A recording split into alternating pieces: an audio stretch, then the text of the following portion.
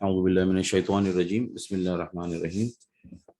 اچھا جی، ہم یہاں تک پہنچے تھے کہ شاعر جو ہیں علامہ اقبال، وہ حضرت خضر سے کچھ باتیں کر رہے ہیں اور اس میں کچھ ان کے سوالات آئے ہیں سامنے، اور پھر انہوں نے اپنا ایک تاثر رکھا ہے کہ جی گرچہ اسکندر رہا محروم آب زندگی، فطرت اسکندری اب تک ہے گر میں ناو نوش، کہ وہ جو ایکچول الیگزینڈر تھا، سکندر تھا، اور سکندر سے ذہن میں رکھیے گا کہ سکندر جو ہے وہ ایک کسی شخصیت کا نام تو ہے، لیکن ایک تھنکنگ کا، ایک کانسیپٹ کا نام بھی بن جاتا ہے کہ جو پاور میں ہو، اپنی چلانا چاہے، پرمیسو ہیڈونسٹک اپروچ میں سب سے اوپر ہو، کسی کی نہ سنے، تو اس کے لیے یہ چیزیں آتی ہیں، اور اس میں اس کو سکسیس بھی مل رہی ہو دنیاوی اعتبار سے، تو اس میں یہ چیزیں آتی ہیں کہ وہاں پہ پھر یہ اس شخصیت کو یا اس کیریکٹر کو سکندر کہا جائے گا۔ ٹھیک ہے جی، ہم نے سنا ہوا ہے، پہلے آتا رہتا تھا ہمارے اس میں میڈیا میں بھی اور فلموں وغیرہ میں، جو جیتا وہ سکندر۔ ٹھیک ہے جی، کہ جو جیت گیا اس کے پاس ساری چیزیں، تو یہ وہ کانسیپٹ ہے کہ it's not just Alexander of Macedonia, وہ صرف وہ نہیں ہے، وہ ایک استعارے کے طور پہ استعمال ہوا ہے، ایک خاکہ ہے جس کے اندر کوئی بھی فٹ کیا جا سکتا ہے۔ تو کہتے ہیں کہ جی اس کو تو آب زندگی نہیں ملا، لیکن اس کی جو فطرت ہے وہ والی، وہ ابھی تک چل رہی ہے اور وہ کھانے پینے میں مشغول ہے۔ اس کے آگے جو ہے وہ علامہ کچھ اپنے تاثرات لے کے آتے ہیں کہ جی اور بھی، یہ تو مجھے کچھ میرے سوالات تھے، لیکن میں کچھ اور بھی چیزیں دیکھ رہا ہوں دنیا میں ہو رہی ہیں۔ بیچتا ہے ہاشمی ناموس دین مصطفیٰ، خاک و خوں میں مل رہا ہے ترکمان سخت کوش۔ کہ بیچتا ہے ہاشمی ناموس دین مصطفیٰ، خاک و خوں میں مل رہا ہے ترکمان سخت پوش۔ ناموس دین مصطفیٰ، اللہ کے رسول صلی اللہ علیہ وسلم کی دین کی عزت، اور ہاشمی کا مطلب ہے ہاشمی خاندان سے، جو اللہ کے رسول صلی اللہ علیہ وسلم کا قبیلہ تھا، ان کا خاندان تھا۔ اور یہ 1921 کی ہے نظم، تو آپ کے ذہن میں آ گیا ہوگا کہ 1918 سے اور اس ایرا میں خلافت کا خاتمہ ہو رہا تھا، اور اس خلافت کے خاتمے کو روکنے کے لیے جو کوشش ہوئی تھی وہ کس خطے میں ہوئی تھی؟ حالانکہ پوری دنیا کے مسلمانوں کا مسئلہ تھا یہ، تو اس کو روکنے کی کوشش کہاں ہوئی تھی؟ انڈو پاک سب کانٹیننٹ میں ہوئی تھی۔ ٹھیک ہے جی، آپ کو پتہ ہے کہ شیخ الہند مولانا محمود حسن دیوبندی رحمۃ اللہ علیہ، انہوں نے یہ معاملہ شروع کیا تھا، اور ریشمی رومال تحریک بھی شروع کی تھی، جس میں وہ کمیونیکیٹ کرتے تھے، جو سلک ہینکرشف تھے یا سلک کی جو ٹریڈ ہوتی تھی، اس میں پھر وہ میسیجز وغیرہ لکھ کے اور اس طرح سے کمیونیکیٹ کیا جاتا تھا، اور اس کو پھر تحریک خلافت جو ہے اس میں پھر وہ ٹرانسلیٹ ہوئی تھی۔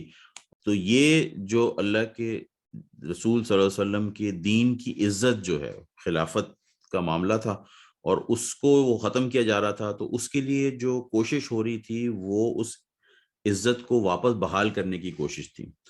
تو یہ جو ہاشمی جس کا ذکر کر رہے ہیں، یہ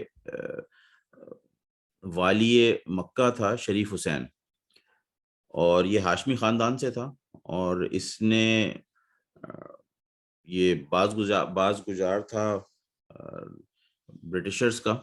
تو جب شیخ الہند وہاں پہ حج کے لیے گئے تھے، تو اس نے پھر ان کو پکڑ کے اور انگریزوں کے حوالے کر دیا تھا کہ جی یہ آپ کا باغی آیا ہوا ہے، اور پھر اس کو ظاہر مراد ملی تھی اس کے نتیجے میں۔ تو یہ اس کی طرف اشارہ کر رہے ہیں کہ بیچتا ہے ہاشمی ناموس دین مصطفیٰ، خاک و خوں میں مل رہا ہے ترکمان سخت کوش۔ ترکمان سخت کوش، سخت جان، جو ٹرکش ایک معاملہ تھا اس وقت، جو خلافت کا جہاں سے خاتمہ ہوا ہے وہ ترکوں سے ہی ہوا ہے، وہیں پہ جا کے پھر اس کو ختم کیا گیا ہے، تو اس کی طرف اشارہ ہے۔ پھر علامہ کہتے ہیں آگ ہے اولاد ابراہیم ہے نمرود ہے، کیا کسی کو پھر کسی کا امتحان مقصود ہے؟ ٹھیک ہے نا. تو وہ کہہ رہے ہیں کہ اس زمانے میں وہ دیکھ رہے ہیں کہ آگ بھی لگی ہوئی ہے، پھر اولاد ابراہیم بھی ہے، یعنی مسلمان قوم ہے، اور نمرود ہے. کیا کسی کو پھر کسی کا امتحان مقصود ہے کہ پھر کوئی معاملہ بڑا ہونے والا ہے، بڑا ٹیسٹ اینڈ ٹرائل کا پیریڈ آنے والا ہے اگلے سالوں میں. تو یہ ایک سوال تھا. اور یہ وہ چیزیں ہیں جو یہ شروع میں جو انہوں نے کہا تھا نا کہ میرے اندر ایک جہان اضطراب ہے، میرے بے چینی ہے. تو وہ بے چینی کو روٹی کپڑا مکان کی نہیں تھی کہ جی میں یہ کروں گا تو مجھے یہ مل جائے گا، میں یہ کروں گا تو میری یہ مراد بڑھ جائیں گی، اس کی پریشانی نہیں تھی. علامہ اقبال کہتے ہیں کہ وہ علم نہیں، زہر ہے احرار کے حق میں. احرار حر کی جمع ہے، تو حر آزاد کو کہتے ہیں. تو وہ علم نہیں، زہر ہے احرار کے حق میں، جس علم کا حاصل ہو جہاں میں دو کفے جو. جو ہوتی ہے نا، وہ بارلی جسے کہتے ہیں، تو دو مٹھی جو مل جائے. وہ جو علم ہے وہ اصل میں جو آزاد لوگ ہوتے ہیں، جو اللہ کے ماننے والے آزاد لوگ ہوتے ہیں، ان کے لیے تو پیغام موت ہے، زہر ہے وہ ان کے لیے. کہ وہ علم نہیں، زہر ہے احرار کے حق میں، جس علم کا حاصل ہو جہاں میں دو کفے جو. کہ دو مٹھی، مطلب دو مٹھی کھانے کو مل جائے، دو نوالے کھانے کو مل جائے زیادہ مجھے. تو اس لیے وہ یہاں پہ کہہ رہے ہیں کہ یہ ایک بڑا مسئلہ ہوا ہے، میں بڑے پریشان ہوں، میں بڑی آگے چیزیں دیکھ رہا ہوں، تو مجھے اس کا حل بتائیں. اب اس میں آگے حضرت خضر کے جوابات آ رہے ہیں. پہلے وہ صحرا نوردی کا اپنا بتاتے ہیں کہ تم نے جو میرے اوپر یہ اعتراض کیا ہے یا مجھ سے سوال کیا ہے کہ جی آپ یہ سیٹلڈ ایریاز میں کیوں نہیں رہتے ہیں، آپ یہ ادھر ادھر کیوں پھر رہے ہوتے ہیں صحرا میں. تو اس کا جواب دے رہے ہیں. اور سوال یہ تھا کہ چھوڑ کر آبادیاں رہتا ہے تو صحرا نورد، زندگی تیری ہے بے روز و شب و فردا و دوش.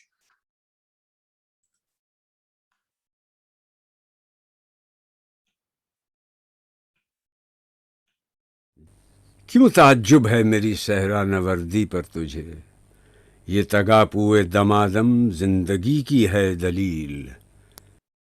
ٹھیک ہے. تگاپو کہتے ہیں تگ و دو کو، کشاکش دوڑ دھوپ جسے کہا جاتا ہے، دمادم مسلسل متواتر. ٹھیک ہے، یعنی کبھی سیز نہیں ہوتی ہے. تو وہ کہہ رہے ہیں کہ تمہیں میری صحرا نوردی پہ کیوں تعجب ہو رہا ہے؟ یہ جو چلنا پھرنا ہے، یہ جو حرکت میں رہنا ہے، یہ تو زندگی کی دلیل ہے. کون حرکت میں نہیں رہتا ہے جی؟ مردہ. مردہ. اب آپ بچے کو ایک دیکھیں جو ماشاءاللہ ہیلدی بچہ ہوتا ہے، وہ تو آپ کی راتوں کی نیند حرام کر دیتا ہے. ایسے ہی ہے نا.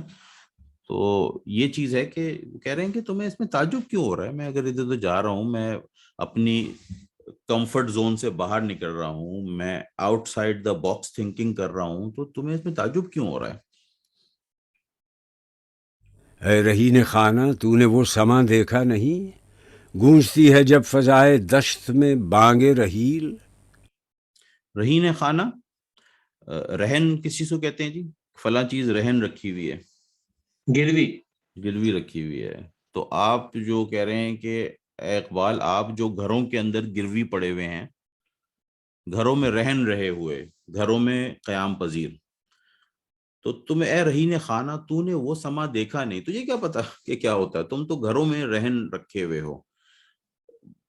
کارپوریٹ کلچر تمہیں لیتا ہے گھر سے کرائے پہ، یوز کرتا ہے، واپس اس گھر میں رہن رکھ دیتا ہے. اور تم سمجھتے ہو کہ یار میں بڑا نا، میرا ورک لائف بیلنس بڑا اچھا ہے. اور یہ تو ہم اب آج جا کے یہ زبان بولتے ہیں نا ان کی کہ جی ورک لائف بیلنس. پاکستان میں کون سا آپ کا ورک لائف بیلنس تھا؟ پاکستان میں تو ہمارا موٹو ڈیفرنٹ تھا نا کہ جی آنے کا ٹائم ہے، جانے کا کوئی ٹائم نہیں. جانے کا کوئی ٹائم نہیں ہے. اور اس پہ بڑا فخر ہوتا تھا. کوئی اگر ٹائم سے چلے جاتا تھا مجھ سے کہتے تھے خیریت ہے یار آج ہاف ڈے کر رہے ہیں آپ. صحیح ہے نا. تو وہ جو کلچر ہے وہ آپ کو گھروں میں جانے دیتا ہے ایک رہن رکھی ہوئی چیز کے طور پہ. ایکچوئل آپ اس کے ہیں، ملکیت آپ اس کی ہیں، وہ آپ کو اپنی ہوم ڈومیسٹک لائف میں تھوڑی دیر کے لیے رہن رکھ دیتا ہے. تو وہ کہہ رہے ہیں اے رہین خانہ تو نے وہ سما دیکھا نہیں، گونجتی ہے جب فضائے دشت میں بانگے رحیل. فضائے دشت جنگل کا ماحول، آزاد ماحول جو ہوتا ہے، وہاں پر قافلے کے کوچ کے لیے جو گھنٹی بجتی ہے، رحلت الشتاء والصیف، یہ جو رحیل کی جو بانگ ہوتی ہے وہ بجتی ہے تو تم نے وہ سما دیکھا نہیں ہے. تمہیں کیا پتا کہ ایک آزاد لوگوں کا ایک قافلہ یا آزاد لوگوں کی ایک جماعت ہے, وہ جب اس کی وہ قافلہ ایک منظم پرپس کے ساتھ کہیں موو کرنا چاہ رہا ہوتا ہے, تو اس کے لیے جو اس کو ریوائیو کرایا جاتا ہے تو اس کے کیا سما ہوتا ہے, وہ آگے وہ سمجھا رہے ہیں اس چیز کو. اس میں بڑی ایک شعریت بھی ہے, اور اس میں جو ہے وہ آپ کو نظر آئے گا کہ ایک منظر کشی بہت کی گئی ہے. مطلب اسے کہتے ہیں نا کہ علامہ اقبال کا معاملہ یہ تھا اچھے شعراء کی طرح کہ he use to paint picture with words. اب آپ سوچیں کہ یہ ساری چیزیں ہمارے یہاں سے نکال کر اور ہمیں ایک اور ورچوئل ریالٹی دے دی گئی ہے. ہم یہ چیزیں سوچ بھی نہیں سکتے ہیں. آپ سوچیں کہ اپنے بچپن میں ہم جاتے ہیں تو ہمارا بڑا ٹائم جو ہے نا وہ کتابوں میں گزرتا تھا, چاہے وہ ناول ہی کیوں نہ ہو, کیونکہ اس میں ایک پوری منظر کشی کی جاتی تھی اور اس میں ہم سوچتے تھے اس کے بارے میں. پھر وہ پوری جو فلم ہے یا جو بھی تصویر ہے وہ ذہن کے پردے پہ چل رہی ہوتی تھی.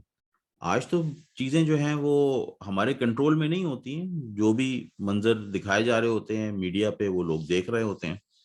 تو وہ کہتے ہیں کہ آگے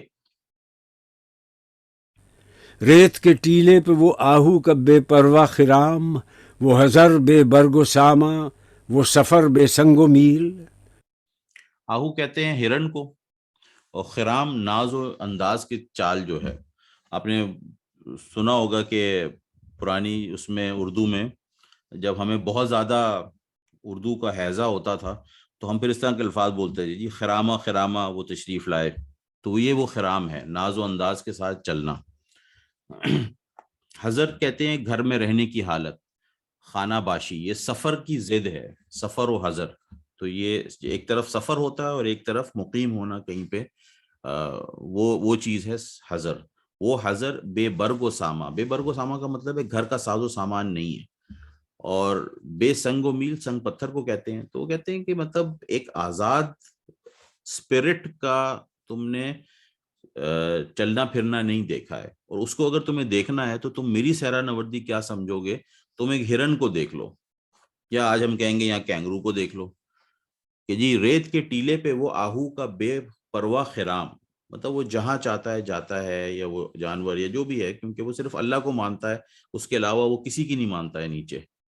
تو وہ جانور جب چل رہا ہوتا ہے وہ حضر بے برگ و ساما ہو, وہ کہتا ہے کہ وہ اپنا گھر نہیں اس طرح کا بنا رہا ہوتا, اس کو یہ فکر نہیں ہوتی ہے کہ جی میرے گھر میں تو اتنے انچ کا ٹی وی نہیں آیا, میرے گھر میں تو یہ چیز نہیں آئی, یہ سامان نہیں آیا. ان چیزوں کو اسے پرواہ نہیں ہوتی ہے. وہ حضر, وہ جو اگر کہیں خانہ باشی کرتا بھی ہے, کہیں رہتا بھی ہے, تو وہ اس طرح ساز و سامان کا اس کو ایک شیلٹر ہوتا ہے. ٹھیک ہے جی, اگر کوئی ایلیمنٹس ہیں اس سے شیلٹر ہو گیا, اب اس کی فیملی اس کے پاس ہوتی ہے, وہی جو آہو ہے, ہرن ہے, یا اور کوئی جانور ہے, اس کی فیملی اس کے پاس ہوتی ہے, اور اس کا اس طرح کا ساز و سامان نہیں ہوتا ہے.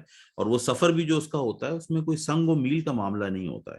ہم تو اگر گھر سے نکلتے بھی ہیں تو مائل سٹونز آتے ہیں ہر جگہ. ہاں جی اب ہم یہاں پہنچ گئے ہیں, اب ہم ادھر پہنچ گئے ہیں, وہ اس پہ بھی بتا رہا ہوتا ہے میں کہ جی اب آپ میلبرن سے اتنی دور ہیں. تو آپ اس سفر کی اس میں سیکوینشلٹی میں لگے رہتے ہیں کہ جی ابھی میں یہاں پہنچا ہوں, اب مجھے وہ دوسری جگہ تک پہنچنا ہے. آپ دیکھیں کہ ہمارا جو جی پی ایس بھی ہے وہ ہمیں آزاد نہیں ہونے دیتا ہے, آپ اس کے پابند ہوتے ہیں. بھائی ادھر مڑنا ہے, ادھر مڑنا ہے. بہت ہی دفعہ ایسا ہوتا ہے کہ آپ کا انسٹنکٹ کہہ رہا ہوتا ہے کہ نہیں یار ادھر سے نہیں, لیفٹ نہیں رائٹ جانا ہے, اور آپ کا جی پی ایس کہہ رہا ہوتا ہے کہ نہیں لیفٹ جانا ہے. تو آپ کہاں جاتے ہیں؟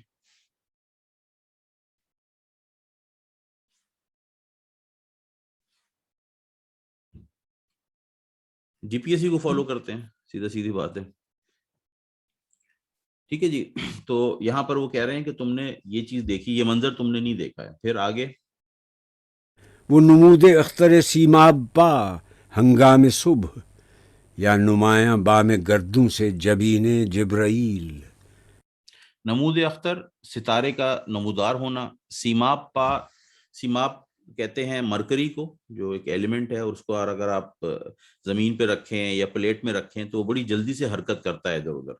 تو سیماب پا انتہائی تیز رفتاری سے چلنا, یعنی ایسا چلنا کہ جیسے پیر جو ہیں وہ مرکری کے بنے ہوئے ہیں, تو بہت جلدی موو کرنا, اس میں فرکشن نہیں ہے.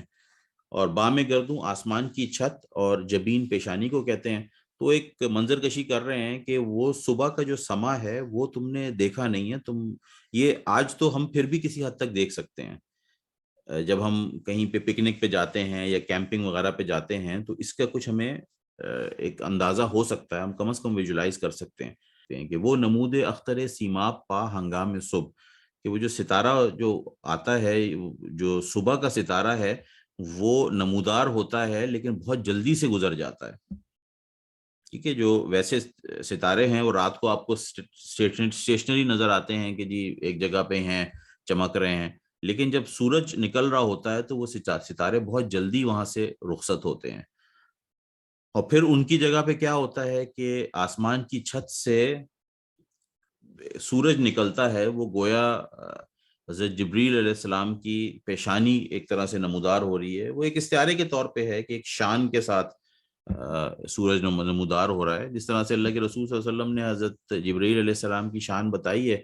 کہ جب وہ پہلی ان سے ملاقات ہوئی ہے ملکوتی شکل میں، کہ اللہ کے رسول صلی اللہ علیہ وسلم جو ہیں وہ غار حرا سے نیچے آ رہے تھے تو انہیں آواز آئی یا محمد صلی اللہ علیہ وسلم، تو انہوں نے ادھر ادھر دیکھا، کوئی نہیں نظر آیا، پھر دوسری دفعہ آئی، پھر آپ کوئی نظر نہیں آیا، پھر تیسری دفعہ جو ہے وہ آواز جب آئی ہے تو آپ نے چہرہ مبارک اٹھا کے دیکھا ہے تو آپ نے کہا کہ وہ جو فرشتہ تھا وہ پورے افق پہ چھایا ہوا تھا، تو اس کو استعارے کے طور پہ یوز کیا گیا ہے کہ جس طرح سے سورج نکلتا ہے تو سورج کی جو شعاعیں ہیں وہ حضرت جبریل علیہ السلام کی پیشانی جتنی چمک رہی ہوگی، سورج اتنا ہے، اور جب حضرت جبرائیل پوری اپنی آب و تاب کے ساتھ ہورائزن پہ چھائے ہوں گے تو کیا منظر ہوگا، تو استعارے کے طور پہ استعمال کیا ہے اسے، یہ کوئی ایکچوئل حضرت جبرائیل علیہ السلام کی پیشانی کا ذکر نہیں ہو رہا ہے۔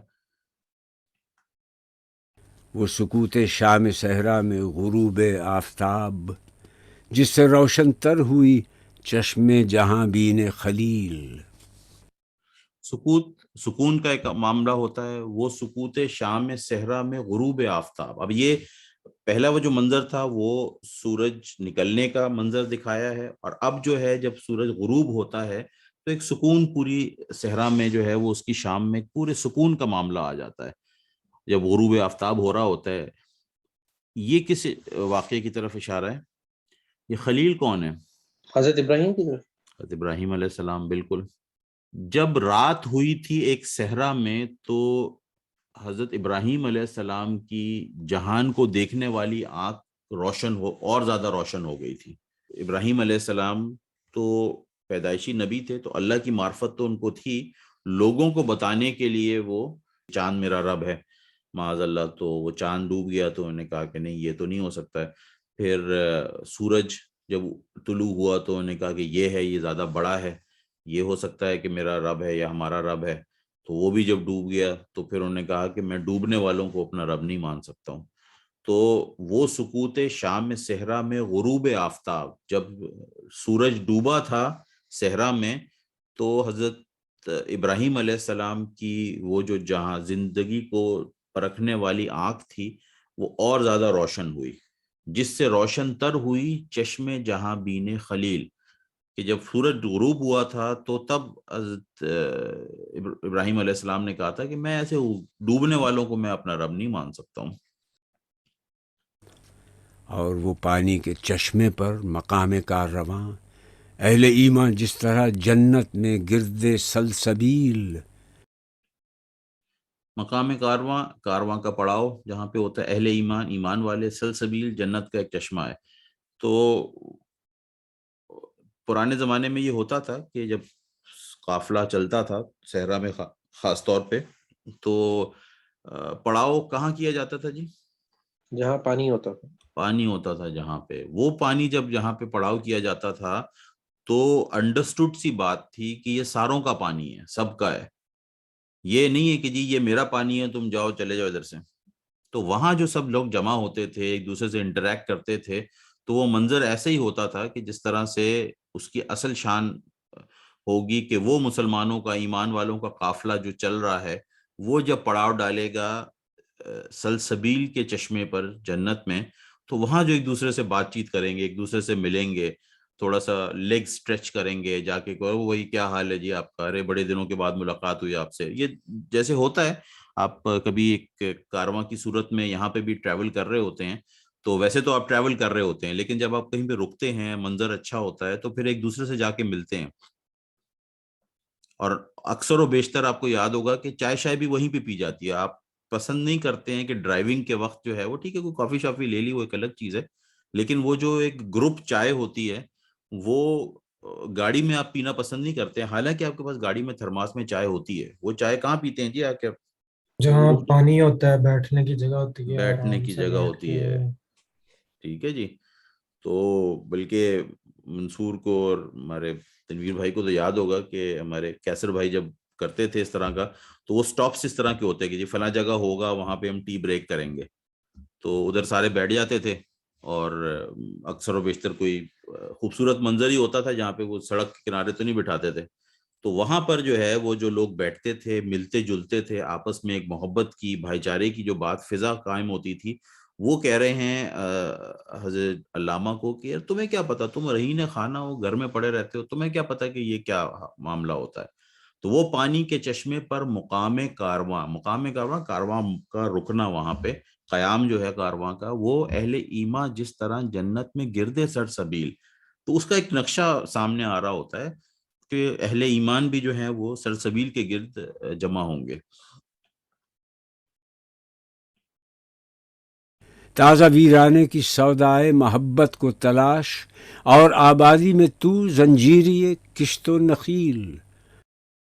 بہت زبردست شعر ہے یہ. سودائے محبت، محبت کی دیوانگی. زنجیر قید کو کہتے ہیں، زنجیری قید کو کہتے ہیں، کشت کھیت کو کہتے ہیں، نخیل کھجور کا درخت. یہ استعارے کے طور پہ آیا ہے کھیت اور کھجور کا درخت. یہ کھیت اور کھجور کے درخت سے کیا ہو رہا ہوتا ہے جی؟ پیسے کمائے جا رہے ہوتے ہیں. پیسے کمائے جا رہے ہوتے ہیں، معاش وابستہ ہوتی ہے نا اس سے. تو وہ کہتے ہیں کہ تازہ ویرانے کی سودائے محبت کو تلاش، یعنی محبت جو ہے اللہ سے جو لو لگانے کا معاملہ ہے، وہ تو تازہ ویرانہ مانگتا ہے. سوچے نا کہ آج بھی تو گورا صاحب جو ہیں وہ جب ہر چیز سے تنگ آ جاتے ہیں تو وہ کیا کہتے ہیں جی I am going off grade. کیا مطلب ہوتا ہے اس کا؟ کسی آئی لینڈ پہ جا رہا ہوں. کہیں پہ جا رہا ہوں کسی آئی لینڈ پہ، وہاں کوئی مجھے تنگ نہ کرے. صحیح ہے. اور اپنے اس میں لکھ کے جاتے ہیں، وہ جو آؤٹ باکس آفس اسسٹنٹ ہوتا ہے کہ آئی ول ناٹ بی اویلیبل، میں ایسی جگہ ڈھونڈ رہا ہوں جہاں پہ سگنل ہی نہ آتے ہوں. ٹھیک ہے جی. تو وہ ہے کہ تازہ ویرانے کی سودائے محبت کو تلاش، کہ جو وہ اللہ کی محبت جو ہے اس کی تو ایک نیچر اور ایک اوپن سپیس، ایک ویرانہ جو ہے اس کی تلاش ہوتی ہے، اس محبت کی دیوانگی کو. اور آبادی میں تو یعنی علامہ اقبال آپ جو ہیں آبادی میں تو آ گئے ہیں، لیکن زنجیر یہ کشت و نقیل، تم اپنے یہ معاش کی زنجیر میں کسے ہوئے ہو، تمہیں کیا سمجھ میں آئے گا. اب ان کے وہ سوال آ رہے ہیں کہ جو علامہ نے ابھی تو علامہ کی ایک طرح سے کلاس ہوئی ہے کہ سیرا نوردی جو تم نے کیا تھا نا وہ تمہیں سمجھا دیا ہے کہ کیا ہے. اب میں آتا ہوں تمہارے سوالوں کے جواب پہ. یہ سوال تھا ان کا کہ زندگی کا راز کیا ہے، سلطنت کیا چیز ہے، اور یہ سرمایہ و محنت میں ہے کیسا خروش.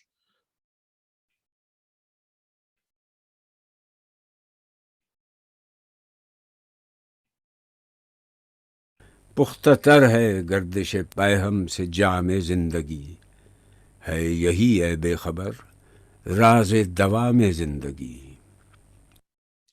پختہ تر، زیادہ مضبوط ہونا، گردش پیہم مسلسل حرکت میں ہونا، جام زندگی، زندگی کی شراب یا زندگی کی اصل کہہ لیں اسے، اصل زندگی کا جو مزہ ہے یا اصل زندگی کا راز جو ہے.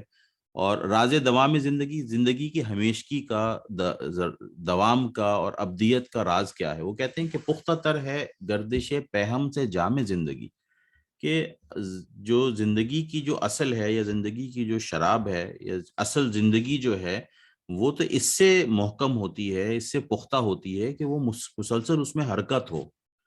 ہے یہی اے بے خبر راز دوام زندگی. بے خبر جس کے اندر کوئی حرکت نہ ہو، اسے کوئی خبر ہی نہیں ہے، وہ اپنا پڑا ہوا ہے بے سد. تو وہ کہتے ہیں کہ یہی اے بے خبر راز دوام زندگی، زندگی کی جو دوام ہے. اب آپ سوچیں کہ حضرت بلال رضی اللہ تعالیٰ عنہ کی اگزامپل لیں. حضرت بلال رضی اللہ تعالیٰ عنہ کی زندگی میں ایک گردش تھی، ان کے ساتھ جو معاملات ہوئے، جو ان ایک تحریک نظر آتی ہے ان کے اندر. صحابہ کرام میں کسی کی بھی اگزامپل لے لیں، سارے صحابہ کرام میں ایک تحریکی ایسپیکٹ نظر آتا ہے، سٹیگننسی نہیں ہے ان کی زندگی میں، اور آج تک ان کی زندگی کی قصے چل رہے ہیں. مجھے کوئی آلموسٹ 1500 سال ہیں، 1500 سال کوئی کم تو نہیں ہوتا. تو وہ جو زندگی صحابہ کرام نے گزاری ہے، جس مسلسل حرکت میں اور مسلسل ایک سٹرگل میں انہوں نے گزاری ہے، وہ ان کی زندگی کو اس نے دائم کر دیا ہے، دوام دے دیا ہے، ہمیشگی عطا کی ہے. برطرز اندیشہ سود و زیاں ہے زندگی، ہے کبھی جاں اور کبھی تسلیم جاں ہے زندگی. برتر اعلیٰ افضل، از فارسی میں سے کے لیے آتا ہے، اندیشہ سود و زیاں نفع نقصان کا دھڑکا، فکر خطرہ، اور تسلیم جان پیش کر دینا. تو یہاں پہ علامہ کو حضرت خضر بتا رہے ہیں کہ یہ جو سود اور زیاں کا ہے نا، کیا ہے تو نے متاع غرور کا سودا، فریب سود و زیاں لا الہ الا اللہ، کہ یہ جو تم نے اپنا کیا ہوا ہے کہ میرا کچھ کم ہو جائے، میرے پاس زیادتی آ جائے، یہ جو تم جو آنے پیسے کے اور یہ جو اس مٹیریل بینیفٹس کے چکر میں لگے رہتے ہو، اس سے جو اندیشے ہیں تمہارے کہ جی میرا کچھ میرا بڑھ جائے کچھ، یا میرا زیادہ ہو جائے مٹیریل ایسپیکٹ سے، اس سے زندگی جو ہے وہ اوپر ہے. برطرز اندیشہ سود و زیاں ہے زندگی، کہ یہ جو سود اور زیاں کے چکر میں تم پڑے ہوئے ہو، اس سے زندگی کوئی اوپر کی چیز ہے.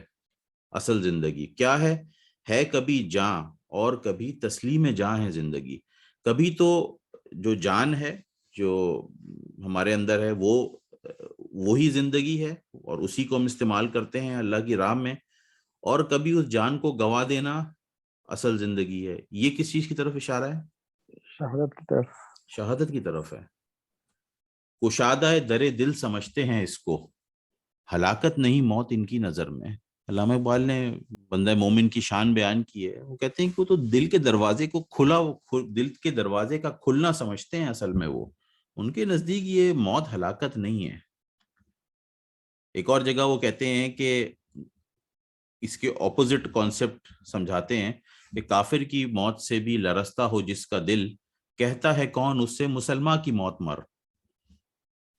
جن کا یہ اندیشہ ہوتا ہے نا سود اور زیاں کا کہ جی یہ مجھے زیادہ مل جائے اور یہ کم نہ ہو، اس چکر میں جو وہ 99 کے پھیرے میں لگے رہتے ہیں نا، تو ان کا پھر معاملہ یہ ہوتا ہے کہ ان کو سب سے زیادہ پرابلم یہ ہوتا ہے کہ یار میرا اس میں بڑا نقصان ہو جائے گا.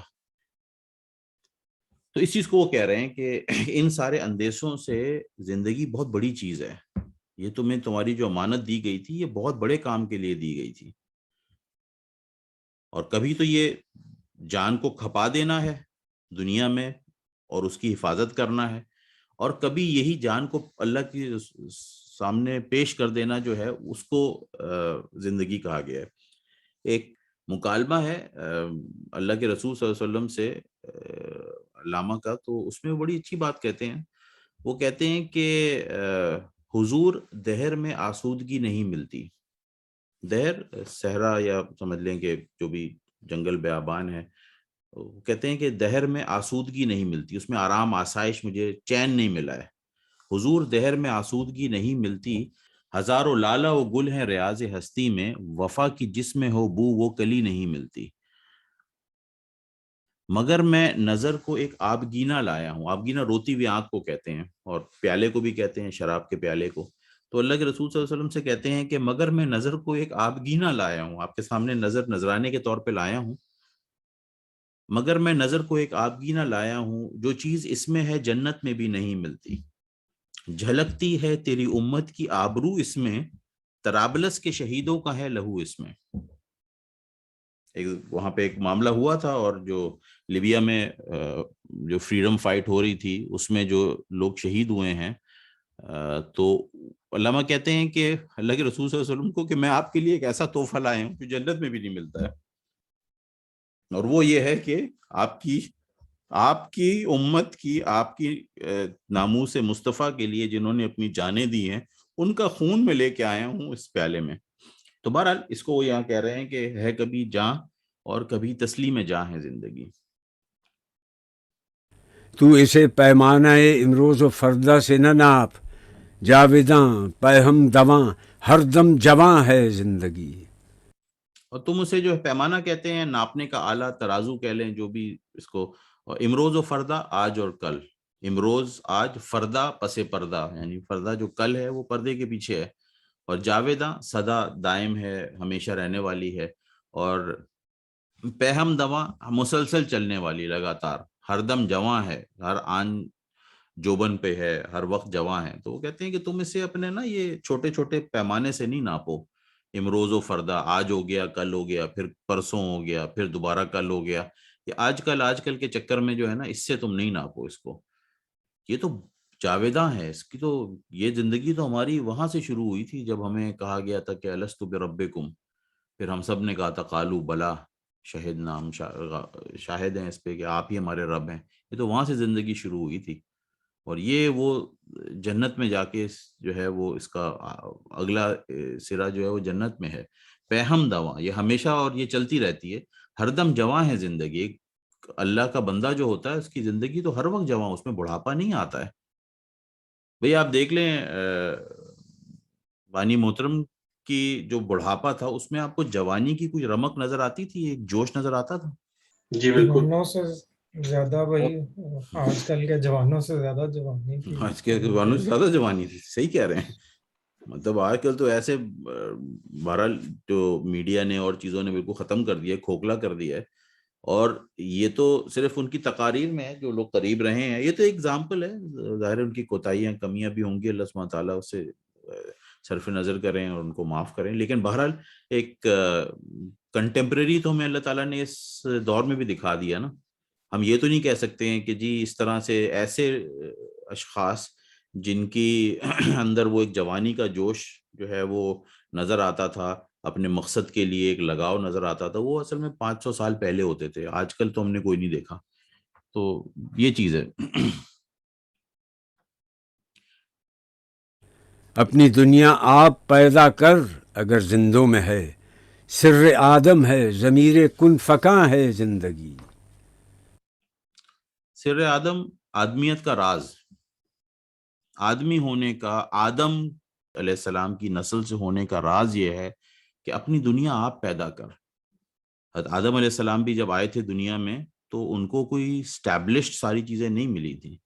انہوں نے وہاں سے اللہ کی توفیق سے، اللہ کی مدد سے، اللہ کی وحی کے بیسس پہ ایک دنیا پیدا کی تھی. تو سر آدم ہے، یہ آدمیت کا راز ہے. اپنی دنیا آپ پیدا کر اگر زندوں میں ہے، اگر واقعی زندوں میں ہو تو پھر یہی ہے تمہارا کہ تم اپنی دنیا آپ پیدا کرو. اور اس کے لیے ٹول تمہیں ہم نے دے دیے ہیں. اس کے لیے 2 تمہیں ٹولز دیے ہوئے ہیں. کون کون سے 2 ٹولز ہیں اپنی دنیا آپ پیدا کرنے کے لیے؟ قرآن اور حضور پاک صلی اللہ علیہ وسلم. ایگزیکٹلی. یہ ٹول ایک بندہ مومن کے پاس ہوں، اور وہ کہے کہ نہیں جی وہ تو معاشرہ ایسا تھا، سارے لوگ فحش کر رہے تھے تو میں بھی کر رہا تھا، سارے لوگ سود لے رہے تھے، اس پہ کمائی کر رہے تھے تو میں بھی کر رہا تھا. تو اللہ تعالیٰ نے تو وہ ٹولز دیے تھے نا اپنی دنیا آپ پیدا کرنے کے لیے.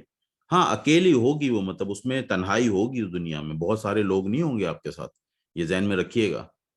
لیکن کوئی ہو یا نہ ہو، اللہ ہو. کیا غم ہے کہ ساری خدائی ہو مخالف، کافی ہے اگر ایک خدا میرے لیے.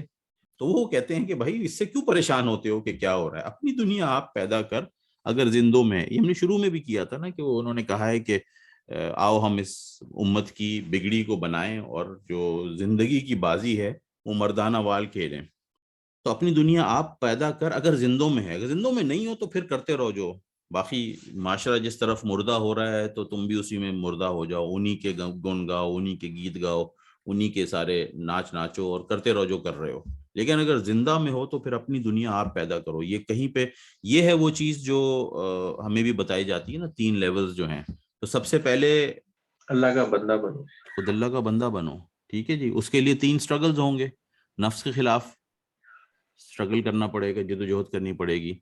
پھر شیطان کی جو ترغیبات ہوں گی، ورغلاوے ہوں گے، ان کے خلاف جدوجہد کرنی پڑے گی، اور بگڑے ہوئے معاشرے سے ایک طرح سے لڑنا پڑے گا، اس کے خلاف جدوجہد کرنی پڑے گی۔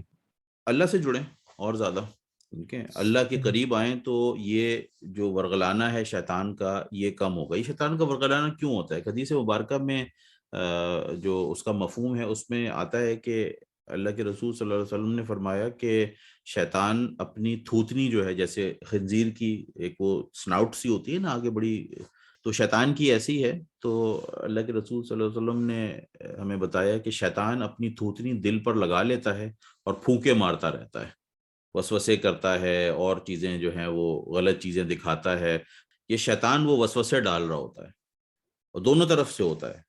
حدیث مبارکہ میں آتا ہے کہ جب ایک خاتون جو ہے وہ بے پردہ گھر سے باہر نکلتی ہے تو شیطان اسے تاڑتا ہے، اور پھر اس کے جو وہ محاسن ہیں ان کو ایک طرح سے مزین کراتا ہے لوگوں کی نگاہوں میں، اور وہ بد نظری جو ہے وہ شیطان کے زہر میں بجھے ہوئے تیر ہوتے ہیں، تو وہ معاملہ کر رہا ہوتا ہے۔ اب اس وقت جو ہے وہ انسان اپنا اللہ کو کے ڈر سے اپنی نگاہ ہٹائے وہاں سے کہ استغفر اللہ، اللہ تعالیٰ معاف کر دیں مجھے، مجھ سے یہ معاملہ ہو گیا ہے، تو اس کی بڑی ایک اللہ کے رسول صلی اللہ علیہ وسلم کی طرف سے بشارتیں ہیں اس آنکھ کے لیے کہ جو اللہ کی ڈر سے اپنے آپ کو غلط منظر سے ہٹا دیتی ہے۔ تو یہ وہ کہہ رہے ہیں کہ اپنی دنیا آپ پیدا کر اگر زندوں میں ہے، اس کے لیے ٹولز جو ہیں وہ تمہیں دے دی گئے ہیں قرآن اور سنت، اور اتنے آسان کر دیے ہیں ہمارے لیے ٹولز۔ آپ سوچیں نا کہ مطلب ہم ڈاکٹر اسرار صاحب سے ملے نہیں ہیں اکثر و بیشتر، اور ہم سے اوپر کی جنریشن سے بھی اوپر کی جنریشن کے، وہ ہمارے مطلب دادا ابو کی عمر کے کہہ لیں، لیکن آج میری آپ کی روز ملاقات ہو سکتی ہے ان سے۔ شجاع الدین شیخ صاحب سے ہم ڈائریکٹلی نہیں ملے ہیں، لیکن ورچولی ہم روز مل سکتے ہیں ان سے، اور بھی اکابرین ہیں، اور بھی علماء کرام ہیں جو بھی خیر کا کام کر رہے ہیں، تو ان سے اللہ سبحانہ تعالیٰ نے ایک لنک کے اسباب پرووائڈ کیے ہیں، ان کو استعمال کر کے اپنی دنیا آپ پیدا کرنی چاہیے، ورنہ پھر مردہ ہو جائیں گے۔ بڑی بڑی جنریشنز نکل جاتی ہیں یہاں پہ، اور کوئی پتہ نہیں چلتا ہے، انسان اپنے آپ کو سمجھ رہا ہوتا ہے جی میں بہت بڑا موحد ہوں اور بہت اللہ کا ماننے والا ہوں، اور نیچے سے جو ہے وہ فاؤنڈیشن جو ہے وہ کھوکھلی ہو گئی ہوتی ہے۔ ضمیر کن فقاں ہے زندگی، یہ جی، کیا ہے؟ یہ ضمیر کن فقاں ہے کہ کسی شے کی وجود اور عمل میں آنے کے لیے اللہ تعالیٰ کا حکم ہوتا ہے، ٹھیک ہے؟ تو ضمیر چھپی ہوئی چیز، ضمائر آپ کو پتہ ہے نا کہ چھپی ہوئی چیزیں ہوتی ہیں اس کے اندر، تو وہ کہہ رہے ہیں کہ اپنی دنیا آپ پیدا کر اگر زندوں میں ہے، یہ جو تمہارے اندر کوشش کرنے کا جذبہ ہے کہ میں اپنی دنیا آپ پیدا کرنا چاہتا ہوں، یہ اصل میں آدمیت کا راز ہے، یہ آدمیت کا بھی راز ہے، اور یہ کن فقاں جو اللہ سبحانہ تعالیٰ نے کہا تھا کہ ہو جا اور ہو گئی، تو اس کے اندر چھپی ہوئی چیز ہے یہ زندگی، یعنی یہ جو تمہارا سپارک ہے، تمہارے اندر بھی اللہ سبحانہ تعالیٰ نے ایک فیکلٹی رکھی ہے کہ تم اس چیز کے لیے اگر دعا کرو گے، اس کے لیے کوشش کرو گے، تو اللہ سبحانہ تعالیٰ کی کن فیکون والی شان اس میں بھی ظاہر ہو سکتی ہے۔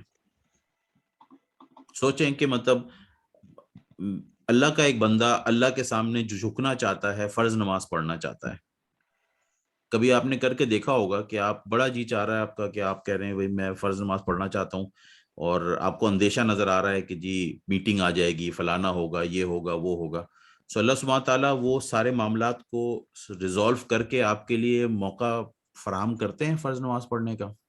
جی بالکل، یہ ہے ضمیر کن فقاں ہے زندگی۔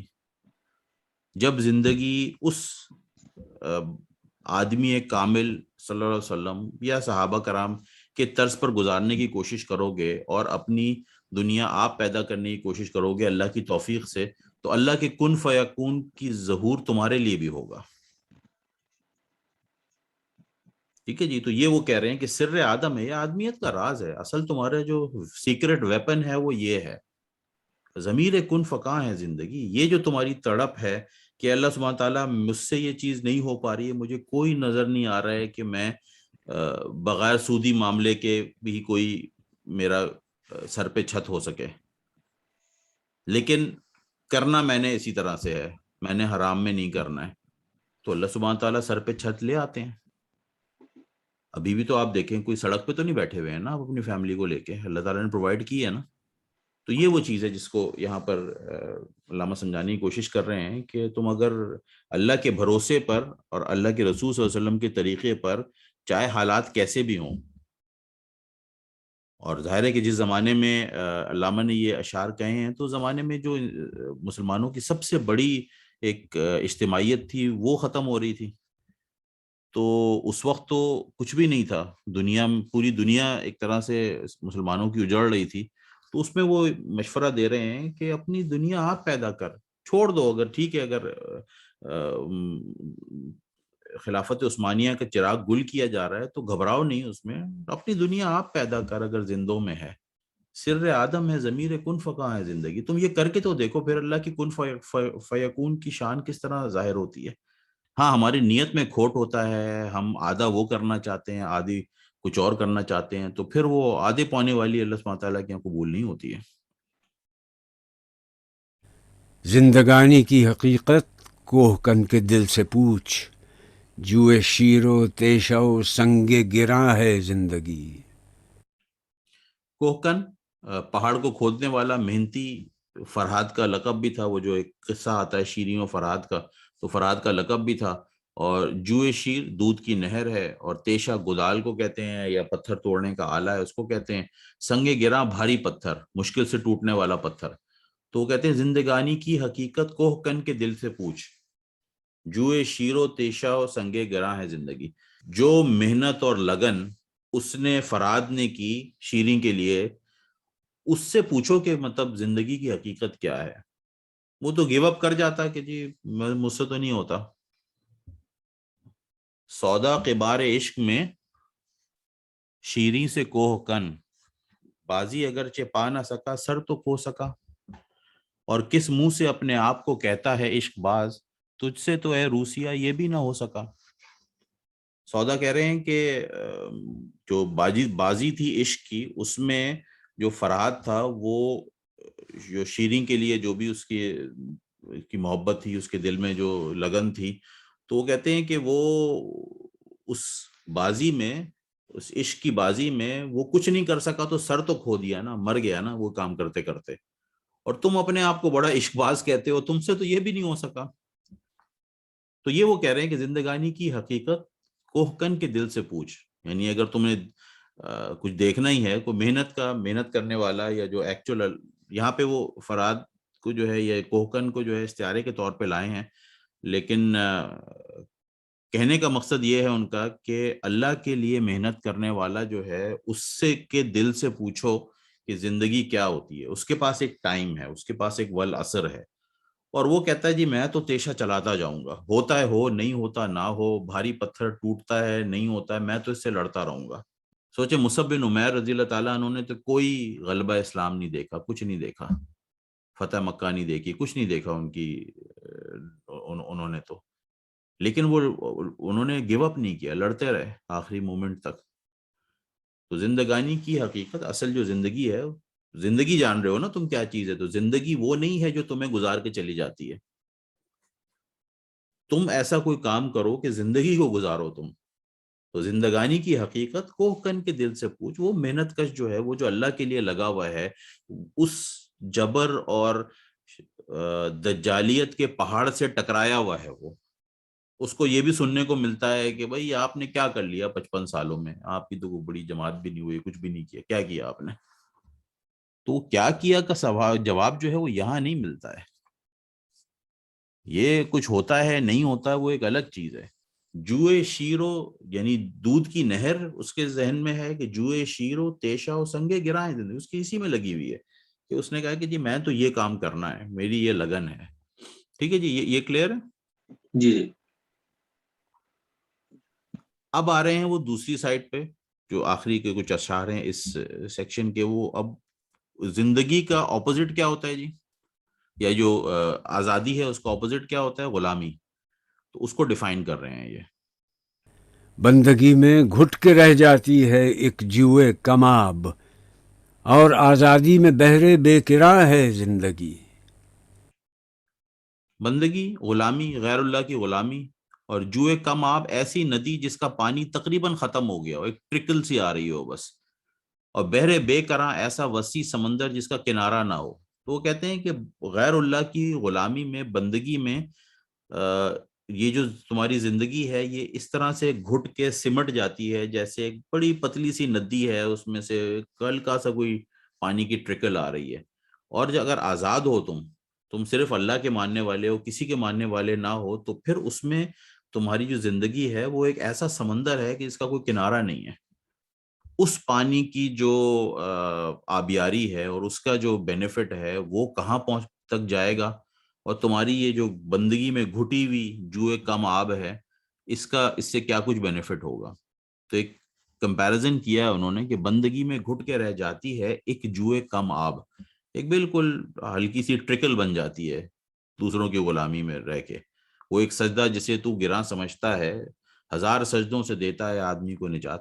تو وہ والا معاملہ ہے کہ آزادی میں تو ایک بحر بے کراں ہے زندگی. آشکارا ہے یہ اپنی قوت تسخیر سے، گرچہ ایک مٹی کے پیکر میں نہاں ہے زندگی. آشکارا اس کا مطلب ہوتا ہے ظاہر ہونا، عیاں ہونا، واضح ہونا. قوت تسخیر تابع کرنے کی، فتح کرنے کی، دل کو لبھانے کی طاقت. پیکر جسم کو، جسد کو کہتے ہیں، نہا پنہا چھپی ہوئی. تو کہتے ہیں کہ اپنی جو قوت تسخیر ہے، اپنی جو فتح کر لینے والی جو اس کی صلاحیت ہے، اس سے یہ ظاہر اور عیاں ہوتی ہے. یعنی اس کو آپ لے کے جائیں کہ اگر آپ نے اصل زندگی دیکھنی ہے یا اصل زندگی کس نے گزاری ہے، تو آپ کو پھر وہ علامہ کے فارمولے پہ جانا پڑے گا کہ اس کے لیے دیکھنا پڑے گا محمد رسول اللہ صلی اللہ علیہ وسلم کی طرف. انہوں نے جس طرح سے زندگی گزاری ہے اور انہوں نے جس طرح سے نہ صرف دلوں کو فتح کیا ہے، تو ان کی قوت تسخیر، ان کی زندگی کی جو قوت تسخیر ہے وہ ایئنس کو فتح کر رہی ہے، زمانوں کو، ایراز کو فتح کر رہی ہے. اس سے وہ اور زیادہ آشکار ہو رہی ہے، ایویڈنٹ ہو رہی ہے اس سے زیادہ. یہی تو وجہ ہے کہ مطلب آج دنیا کے اس آخری کونے میں جو ہے وہ اللہ کے رسول صلی اللہ علیہ وسلم کا نام لیا جا رہا ہے اور ان کی طرف بڑھنے کی کوشش کی جا رہی ہے. تو آشکارا ہے اپنی قوت تسخیر سے، گرچہ ایک مٹی کے پیکر میں نہا ہے زندگی. ویسے دیکھا جائے تو ایک مٹی کا جسم ہے بظاہر جس میں چھپی ہوئی ہے یہ. تو اس کو چھوٹی چیز نہ سمجھو، اس کو لائف سے کنفیوز نہ کرو کہ جس طرح ایک پروٹوپلازم میں ایک لائف ہوتی ہے، حرکت ہوتی ہے، تو تمہارے اندر بھی ہو گئی. ایک جانور میں ہوتی ہے تو تمہارے اندر بھی ہو گئی. تمہاری زندگی جو ہے وہ اور چیز ہے. قلزم ہستی سے تو ابھرا ہے مانند حباب، اس یاں خانے میں تیرا امتحان ہے زندگی. کلزم ہستی پرائمیوڈیل سوپ بھی کہلاتا ہے، ایسا سمندر جہاں سے حیات شروع ہوئی. یہ جو ایوولوشن کا کانسیپٹ ہے تو اس کے اندر یہ کہا جاتا ہے کہ یہ ایک بہت بڑا سا ایک پرائموڈیل سوپ تھا، یا ایک بہت بڑے سے ایک سلائم تھی، پرائموڈیل سلائم. اس کے اندر سے پہلا فرسٹ سیل کریچر نکلا، پھر وہ امیبا بنا، پھر وہ اس طرح ہوتے ہوتے جی یہ حضرت انسان بن گئے. آپ نے تصویریں بھی دیکھی ہوں گی اس طرح کی کہ جب پہلے وہ نکلا، پھر وہ ایک مچھلی کی صورت میں آیا، پھر تھوڑا سا آگے گیا تو وہ ایک جانور سا بنا، پھر وہ ایک انسان کی طرح بنا، پھر وہ انسان بن کے چلنے لگا. تو اس کو ایوولوشن سے اس کو کرتے ہیں. مطلب یہ صحیح نہیں ہے بات، لیکن یہ کیونکہ غلط العام میں لوگ استعمال کر رہے تھے وہاں پہ، اور ایوولوشن کا سائنس کا دورہ تھا کہ جی یہ ہے اصل چیز. تو اس کو وہ کہہ رہے ہیں کہ کلزم ہستی سے تو ابھرا ہے مانند حباب. مانند حباب پانی کے بلبلے کی طرح. مطلب تم تو ایک چھوٹا سا، تمہاری زندگی کیا ہے، تمہارا ٹائم ڈیوریشن تو بہت ہی کم ہے. اس ضیاء خانے میں تیرا امتحان ہے زندگی. اور یہاں پہ تو تم اس خسارے کے نقصان کی جگہ آ گئے ہو، یہاں تمہارا امتحان ہے.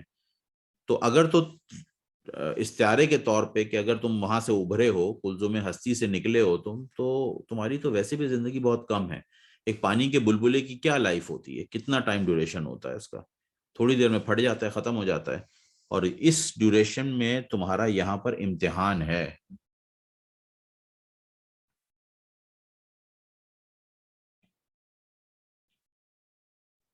اب اس میں وہ کچھ نصیحتیں کر رہے ہیں، ہم بس یہ کر کے انشاءاللہ اس کو آج کے لیے ریپ اپ کر لیں گے. خام ہے جب تک تو ہے مٹی کا ایک انبار تو، پختہ ہو جائے تو ہے شمشیر بے زنہار تو. اب وہ جو علامہ نے اپنے سوالات کیے تھے اس کا انہوں نے جواب دیا ہے حضرت خضر نے، اور پھر کچھ نصیحتیں کر رہے ہیں کہ بھائی یہ تو ہے تم نے، اب میں نے تمہیں یہ بتا دیا کہ زندگی کیا چیز ہوتی ہے، اب تمہیں کرنا کیا ہے زندگی کے ساتھ. وہ یہاں پہ بتا رہے ہیں کہ خام ہے، خام کا مطلب ہوتا ہے کچا ہے، ناپختہ ہے، انبار ڈھیر کو کہتے ہیں، شمشیر تلوار کو کہتے ہیں، اور بے زنہار جس سے بچنا پناہ میں آنا ممکن نہ ہو. تو وہ کہتے ہیں کہ جب تک تو تم خام ہو، جب تم نے اپنے آپ کو مضبوط اور منظم نہیں کیا ہے قرآن اور سنت کے بیسس پر، تو تم مٹی کا ڈھیر ہو. اور پختہ ہو جائے، اپنے آپ کو منظم کرو، ان تعلیمات پہ چلو، ایک اجتماعیت کی فارم میں اگر آ جاؤ، تو پھر تو تمہاری ایک ایسی تلوار ہو جس کا وار جو ہے روکا نہیں جا سکتا. بڑی سے بڑی تم ٹیکنالوجی لے آؤ، بڑے سے بڑے بلیک ہاکس لے آؤ، جو مرضی لے آؤ، لیکن جب تم پختہ ہو جاؤ تو پھر وہ وار جو ہے وہ بڑی سے بڑی ٹیکنالوجی فیس نہیں کر پاتی ہے. ہو صداقت کے لیے جس دل میں مرنے کی تڑپ، پہلے اپنے پیکر خاکی میں جاں پیدا کرے.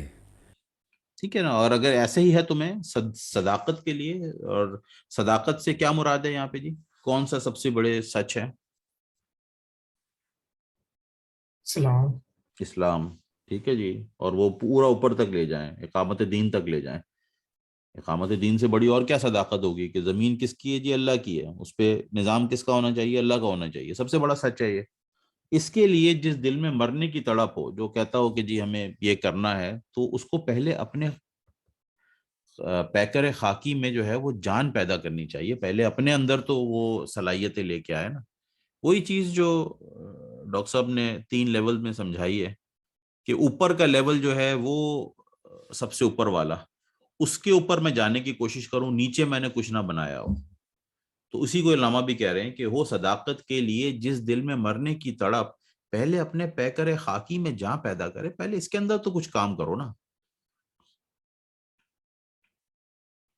پھونک ڈالے یہ زمین و آسمان مستعار، اور خاکستر سے آپ اپنا جہاں پیدا کرے. پھونک ڈالے، جلا دینا، پھونک ڈالنا، جلا دینا، بھسم کر دینا. مستعار مانگے تانگے کا، ادھار کا، عارضی. اور خاکستر راکھ جو ہے، تو وہ پھونک ڈالے یہ زمین و آسمان مستعار، کہ یہ جو مانگے تانگے کا، ادھار کا، عارضی سا جو زمین آسمان ہے جو ہمیں یہاں پہ دیا گیا ہے، جب تمہارے اندر وہ صلاحیت پیدا ہوگی اور تم اپنے آپ کو پختہ کرو گے، شمشیر بے زنہار بناؤ گے، وہ والا معاملہ کرو گے اپنے اندر، تو پھر تمہارے اندر وہ طاقت آئے گی کہ تم یہ جو مانگا ہوا عارضی سا جہان ہے، اس کو تم جلا کے بھسم کر دو گے، اس کے سارے کانسیپٹس کو توڑ کے رکھ دو گے. اور خاکستر سے آپ اپنا جہاں پیدا کرے، اور اس کے اندر سے اس کی خاک میں جب وہ جل جائے گا تو تم پھر اپنا ایک اور جہاں وہاں پیدا کرو گے. وہ بات اور ہے کہ تم سے پھر پوری دنیا کو ہوگا کہ جی آپ انکلوسیو بنائیں گے کہ کیا کریں گے، کہ وہ وقتہ پڑا رہے گا، لیکن بہرحال تم اپنا جو ہے ایک جہاں پیدا کر سکتے ہو.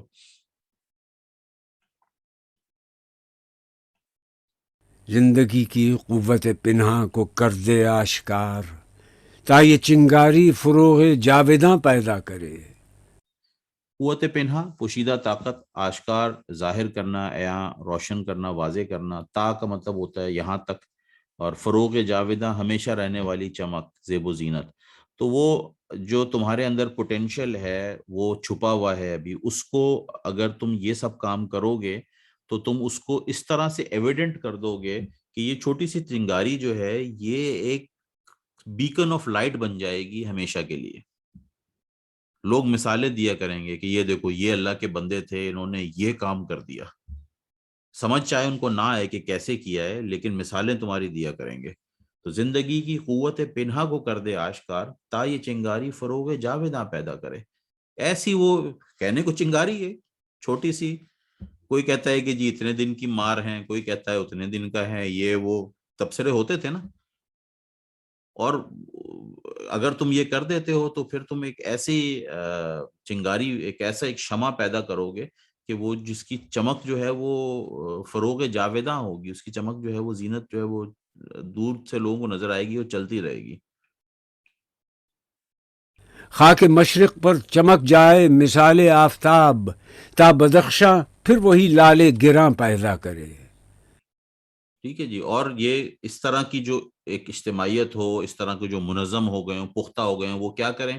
وہ خاک مشرق پر چمک جائے مثال آفتاب. حالانکہ وہ ذرہ تھا، چھوٹی سی مٹی تھی، پیکر خاکی تھا، لیکن دنیا کے مشرقی حصے یعنی ایشیا ممالک پر وہ خاک مشرق پہ چمک جائے مثال آفتاب، پھر وہ ایک سورج کی طرح، آفتاب کی طرح چمکے. تمہاری یہ کوششوں کے نتیجے میں جو بھی تم معاملہ کرو تو وہ جو ہے وہ اس طرح سے چمکے گا. تا بدخشاں، بدخشاں تک. بدخشاں کیا ہے جی؟ پاکستان اور خراسان کے درمیان کا علاقہ ہے، اور یہ جو روبیز ہیں اس کے لیے مشہور ہے کہ یہاں پر وہ لال جو ہیں وہ بڑے اس میں یہاں سے اچھے نکلتے ہیں، اس کی طرف اشارہ کیا ہے. اور لال گراں بیش قیمت لال جوہر جو ہیں. تو خاک مشرق پہ چمک جائے مثال آفتاب، تا بدخشاں پھر وہی لال گراں پیدا کرے. اب پھر وہی لال گراں، یہاں پر جو لال گراں ہیں، جو جوہر ہیں، وہ ایکچول روبیز کو نہیں کہا جا رہا ہے، وہ مسلمانوں کو کہا جا رہا ہے کہ جب تم یہ کرو گے، اپنی زندگی کی ایکچول پوٹینشل کو ہارنس کرو گے اللہ اور اس کے رسول صلی اللہ علیہ وسلم کے احکامات پہ، تو تم بدخشان کے جو علاقہ ہے وہاں سے ایسے، یا اس علاقے میں جس طرح سے یہ لال اور گوہر نکلتے ہیں، تو تمہارے اندر سے ایسے لوگ نکلیں گے کہ جو اس سے زیادہ قیمتی ہوں گے. سوئے گردوں نالہ شبگیر کا بھیجے سفیر، رات کے تاروں میں اپنا رازداں پیدا کرے. اب یہ جو ہے یہ علامہ بیسک فارمولا دے رہے ہیں کہ تمہیں شروع کہاں سے کرنا ہے یہ کام. یہ تو ٹھیک ہے، یہاں پہ تم کرو گے تو لال گراں پیدا ہوں گے. تمہاری سٹارٹنگ پوائنٹ کیا ہوگا؟ وہ یہ چیز ہے کہ تم اللہ سے، وہی آ گیا وہ جو ہم نے پہلے دیکھا تھا نا سورت میں، کہ وَذَكَرُ اللَّهَ كَثِيرًا، کہ اللہ سے اپنا ایک می ٹائم تمہارا ہونا چاہیے، تم اللہ سے اپنا معاملہ صحیح کرو. تو سوئے گردوں نالہ شبگیر کا بھیجے سفیر. سوئے گردوں کہتے ہیں آسمان کی طرف، نالہ شبگیر رات کے پچھلے پہر کی آوزاری، رونا. سفیر پیغمبر، آشنا، رازداروں میں، راز جاننے والوں میں. تو یہ کس چیز کی طرف اشارہ ہو رہا ہے کہ بندہ مومن کو کیا کرنا چاہیے اللہ سے تعلق بڑھانے کے لیے؟ تہجد تہجد پڑھنی چاہیے. ٹھیک ہے. تو آسمان کی طرف جب اب اللہ کا بندہ جب قرآن سے اس کا ایک لنک ہوگا، وہ قرآن سے گزر رہا ہوگا، پھر تجوید اس نے سیکھی ہوگی، سیکھ رہا ہوگا، تو اس کی قرآن پڑھنے کی ایک شوق ڈیولپ ہوگا، اچھا قرآن سننے کا شوق ڈیولپ ہوگا. پھر اللہ تعالیٰ نے اسے توفیق دی ہوگی تو وہ قرآن کی زبان بھی سمجھ رہا ہوگا، وہ قرآن کے حقوق جو ہیں اس پہ عمل کرنے کی کوشش کر رہا ہوگا، اسے دوسروں تک پہنچانے کی کوشش کر رہا ہوگا. اس معاملے میں اور اس تڑپ کے ساتھ، اس لگن کے ساتھ کہ اللہ تعالیٰ میں اپنی زندگی ضائع کر رہا ہوں، میں زندگی کے ساتھ کچھ کر نہیں پا رہا ہوں، اس کے ساتھ وہ رات کو کھڑا ہوگا. اور پچھلے پہر کے نالے جو ہیں، جو رات پہ کوئی نہیں سن رہا ہے، اس وقت وہ آسمان کی طرف اپنا رونا جو ہے اس کو ایک پیغامبر کی طرف بھیجے گا. سوئے گردوں نالہ شبگیر کا بھیجے سفیر، یعنی جو سفیر ہے، جو آپ کے ایموشنز کو لے کے جا رہے ہیں، وہ آپ کی وہ رونا ہے، آوزاری ہے اللہ کے سامنے، جو آپ کا ایک طرح سے سفارت کر رہے ہیں وہاں جا کے. اور اس وقت رازدان اور کوئی نہیں ہے، دنیا والے سارے سو رہے ہیں. کون جاگے ہوئے ہیں جی؟ تارے جاگے ہوئے ہیں. تارے وٹنس ہو رہے ہیں کہ ہاں یہ دیکھو یہ بندہ جو ہے نا یہاں پہ اپنے رب کے سامنے رو رہا ہے. تو یہ ایک وہی جو ذکر اللہ کثیرہ کی ایک اس کو ایکسپلین کرنے کی کوشش کی ہے علامہ نے، کہ سوئے گردوں نالہ شبگیر کا بھیجے سفیر، رات کے تاروں میں اپنے رازداں پیدا کرے. یعنی اس کے جو رازداں، اس کے جو دکھ اور اس کے ساتھ جو اس کے جو ایشوز ہیں، اس کے جو پرابلم ہے، جو اصل اس کو دکھ ہو رہا ہے کہ اللہ کا دین مغلوب ہے، میں کچھ نہیں کر پا رہا ہوں، یہ جو اس کا اصل دکھ ہے، اس کے رازدان جو ہیں وہ ستارے ہوں اس کے. یہ گھڑی محشر کی ہے، تو عرصہ محشر میں ہے، پیش کر غافل عمل کوئی اگر دفتر میں ہے. محشر قیامت حساب کا دن، عرصہ وقت گھڑی کو کہتے ہیں، بڑا عرصہ گزر گیا آپ سے ملاقات نہیں ہوئی۔ دفتر جو ہے وہ قیدیوں یا مجرموں کی تفصیل کا رجسٹر ہوتا تھا، اس کو دفتر کہتے تھے، کہ جب قیدیوں کو لایا جاتا تھا تو ان کا ایک رول کال ہوتی تھی یا ان کا ایک معاملہ ہوتا تھا، تو اس کو کہہ رہے ہیں کہ یہ گھڑی محشر کی ہے، تو عرصہ محشر میں ہے، کہ مطلب اپنے آپ کو سمجھو کہ تم وہ جو ہنگامہ، وہ جو ہلچل ہونی ہے حشر کے دن، وہ آج ہونی چاہیے، وہ میرے اندر آج ہونی چاہیے، کہ میرے ساتھ تو کبھی بھی موت کا فرشتہ آ کے کھڑا ہو سکتا ہے، میں کیا عمل پیش کروں گا؟ تو یہ گھڑی محشر کی ہے، تو عرصہ محشر میں ہے، تم اپنے آپ کو سمجھو کہ میں عرصہ محشر میں ہوں۔ عرصہ محشر میں یا اس محشر کے وقت کس کے سامنے کھڑے ہوں گے؟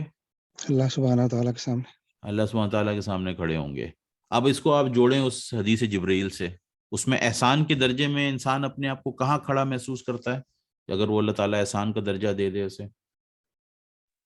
اللہ سبحانہ تعالیٰ کے سامنے، اللہ سبحانہ تعالیٰ کے سامنے، کہ گویا تم اسے دیکھ رہے ہو، اور اگر یہ تم سے ممکن نہ ہو تو یہ احساس تو ضرور ہو کہ وہ تمہیں دیکھ رہا ہے۔ تو یہی تو محشر میں بھی ہوگا کہ اللہ سبحانہ تعالیٰ کے سامنے کھڑے ہوں گے، تو وہ گھڑی یہ گھڑی محشر کی ہے، تو عرصہ محشر میں ہے، تم تو اس ٹیسٹ میں ڈالے گئے ہو، تم تو اس جگہ پہ کھڑے ہوئے ہو۔ پیش کر غافل عمل کوئی اگر دفتر میں ہے، تمہارے پاس ہے کچھ تو پیش کرو، لاؤ۔ تم تو مجرم کی حیثیت سے کھڑے ہوئے ہو یہاں پہ، ہم سمجھ رہے ہیں کہ ہم آزاد ہیں، I am free to do whatever I want, جہاں چاہوں دیکھوں، جہاں چاہوں غلط وہ کروں، جو چاہوں کھاؤں، جو پیوں، یہ نہ دیکھوں کہ یہ حلال سے ہے کہ حرام سے ہے۔ تو یہ تو مجرموں کی بات ہوتی ہے۔ علامہ کی جو شاعری ہے وہ سخت ہے، اور وہ ان دا سینس کہ مشکل ہے، اور وہ مشکل بھی اسی وجہ سے ہے، یہاں پہ آپ دیکھیں کہ الفاظ بہت زیادہ مشکل نہیں ہیں، مطلب یہ سب چیزیں جو ہیں ہم کرتے رہتے ہیں، تھوڑا سا الفاظ معنی آ جاتے ہیں، تو مشکل اس معنی میں نہیں ہے، مشکل اس معنی میں ہے کہ یہ عمل کی طرف راغب کرتی ہے۔ یہ بالکل وہی والا معاملہ ہے جو ڈاکٹر اسرار صاحب کا اور جو آج کل دنیاوی ایک ماڈرنسٹک ویو چل رہا ہے، تو اس میں یہی ہے کہ جی ڈاکٹر اسرار صاحب جو ہیں وہ بڑے ریجڈ تھے جی، وہ اس وجہ سے ریجڈ تھے کہ وہ آپ سے کہتے تھے کہ یار کرو کچھ اٹھ کے۔ تو علامہ کی شاعری جو لوگوں کو مشکل لگتی ہے وہ اس وجہ سے ہے کہ وہ بنیادیں ہلا دیتے ہیں۔ نظر نہیں تو میرے حلقہ سخن میں نہ بیٹھ، کہ نقطہائے خودی ہیں مثال تیغ اصیل، کہ تمہارے سامنے جو اپنی خودی کو ریوائیو کرنے کے میں نقطے بیان کروں گا، وہ تو ایک ایسی تلوار ہیں جو اصل کو، جو جڑ کو کاٹ دیتی ہے، تمہارے جو تم نے بت بنائے ہوئے ہیں اپنے سامنے، یا تم نے اور جو اپنے تاثرات بنائے ہوئے ہیں، اس کی جڑ کو وہ کاٹ دے گی۔ تو اگر نظر نہیں ہے تو میرے پھر ہلکا سخن میں نہ بیٹھو تم۔ تو یہ چیز ہے بیسیکلی۔ جزاکم اللہ خیر و احسن الجزا، اللہ سبحانہ تعالیٰ ہمیں عمل کی توفیق عطا فرمائے۔ انشاءاللہ پھر آپ سے